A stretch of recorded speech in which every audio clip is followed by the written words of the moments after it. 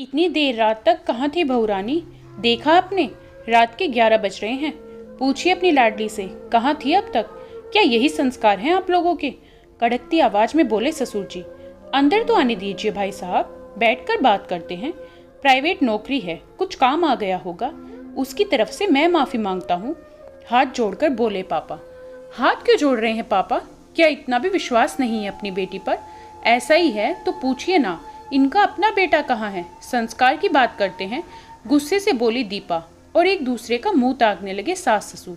दीपा और विनय की शादी को 6-7 महीने हुए हैं। एक रिश्तेदार ने मिलवाया था उन्हें।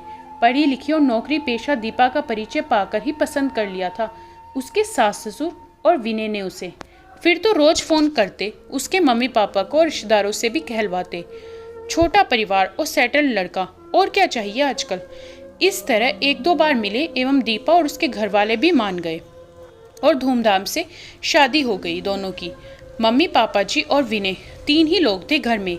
यही दुनिया और यही परिवार। कुछ ही दिन में वापस ऑफिस भी ज्वाइन कर लिया दीपा ने और बगैर रुकावट के चल रहा था सब। 3 महीने सब अच्छा रहा और धीरे धीरे विनय की आदतें बदलने लगी। बदलने क्या लगी?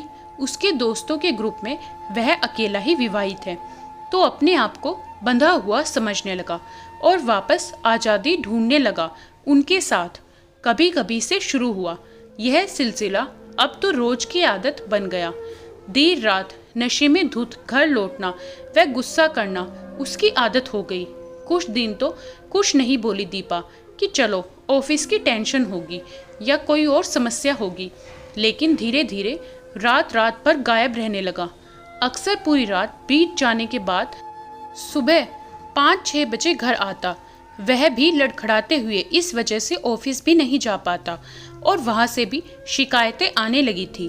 उसके कहने का कोई असर नहीं पड़ता था, इसलिए सास ससुर से शिकायत की। बजाय मदद और बेटे को समझाने के ताना मारने लगे कि जो अपने पति को नहीं संभाल सकती वह घर क्या संभालेगी। वह उन्हें समझा चुकी थी कि उसका पति होने के साथ साथ वह उनका बेटा भी है।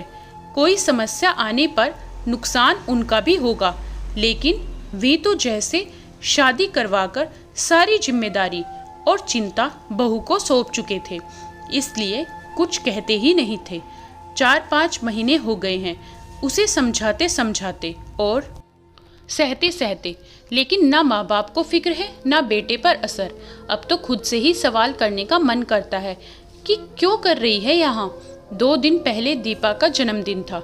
विनय वादा करके गया था कि जल्दी आ जाएगा। इंतजार करते करते थक गई वह, लेकिन नहीं आया।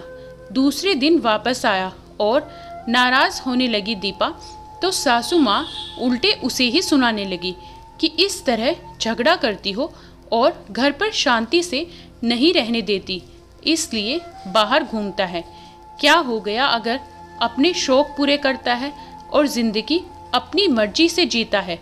पढ़ा लिखा और सफल आदमी है, अच्छा कमाता है, जो चाहे कर सकता है। बस तभी सोच लिया दीपा ने कि उसे क्या करना है। आखिर वह भी उतनी ही पढ़ी लिखी और सफल है जितना विनय।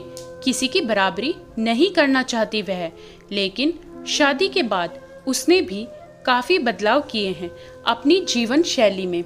जैसे ससुर जी की आज्ञा अनुसार रात 8 बजे से पहले घर आ जाना, वेस्टर्न कपड़े नहीं पहनना, देर रात की मीटिंग्स व पार्टी में भाग नहीं लेना, शहर से बाहर भी जाए तो रात को वापस आना व घर आने के बाद कोई ऑफिशियल कॉल अटेंड नहीं करना।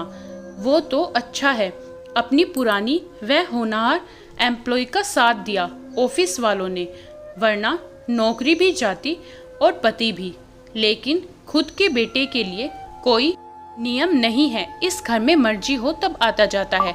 किसी से बात करे तो भी ठीक, ना करे तो भी ठीक, कभी भी फ़ोन ना उठाए तो भी कोई बात नहीं। लेकिन अगर एक भी बार दीपा ने ऑफिस के समय भी सास ससुर का फ़ोन नहीं उठाया तो शाम का खाना गले नहीं उतरने देते। अब वह भी त्रस्त हो चुकी है इस सब से। सोच ही रही थी कि उनके मन की थाह ले ले, ताकि पता चले यहाँ पूरा जीवन निकाल पाएगी या नहीं, इसलिए दूसरे दिन जब शाम की मीटिंग थी तो मना नहीं किया उसने और रुक गई। उधर 8 बजे के बाद फ़ोन पर फ़ोन किए जा रहे थे सास ससुर, लेकिन आज तो सोच लिया था उसने फ़ोन ही नहीं उठाएगी। मीटिंग ख़त्म होते होते 10:30 बज गए थे। अब तक फ़ोन की बैटरी भी चली गई थी। पता था उसे घर पर हंगामा होने वाला है, लेकिन अब डर नहीं था उसे। घर पहुंची तो चौंकने की बारी उसकी ही थी। बाहर पापा की कार खड़ी थी। समझ तो आ गया था उसे कि शिकायत करने ही बुलाया होगा, फिर भी उनके मुंह से सुनना चाहती थी, वहीं रुक जाओ बहू, तुम अंदर नहीं आ सकती। ससुर जी की रौबदार आवाज़ गूंजी और वहीं पैर ठिठक गए उसके। तब तक पापा, मम्मी और सासू माँ भी बाहर आ चुके थे। हमारे घर की बहू बेटियाँ इस तरह बिना बताए गायब नहीं रहती। बताओ बहू, इतनी रात तक कहाँ थी? ससुर जी के सवाल के बदले में पापा माफ़ी मांग रहे थे, लेकिन दीपा के सवाल ने ससुर जी को ही निरुत्तर कर दिया। बताइए ना पापा जी, कहाँ हैं आपके सुपुत्र? मैं तो आज पहली बार लेट आई हूँ, लेकिन वे तो आते ही नहीं। क्या उनके लिए कोई संस्कार नहीं बने हैं? दीपा ने पूछा। वह पुरुष है, चाहे जो कर सकता है। तुम औरत हो, इस घर की बहू और इज्जत हो तुम। सासू माँ बोली। अच्छा, बहू घर की इज्जत और बेटा, उससे कोई रिश्ता भी है या नहीं? कभी फ़ोन भी करते हैं कि बेटा कहाँ हो या लेट क्यों आते हो? इस तरह तो मेरे मम्मी पापा भी रोज आकर शिकायत कर सकते थे, लेकिन मैंने तो उन्हें बताया तक नहीं। सोचा आप माँ बाप हैं, खुद समझाएंगे। दीपा बोली। एक बात याद रखना बहू, तुम हमारे घर में रहती हो, हमारा बेटा तुम्हारे घर में नहीं रहता, इसलिए नियम वही होंगे जो हम बनाएंगे। समझा दीजिए अपनी बेटी को, यहाँ रहना है तो हमारे हिसाब से रहना होगा। पापा की ओर देखकर बोले ससुर जी। ठीक है, ऐसा ही है तो हम वापस ले जाते हैं अपनी बेटी को।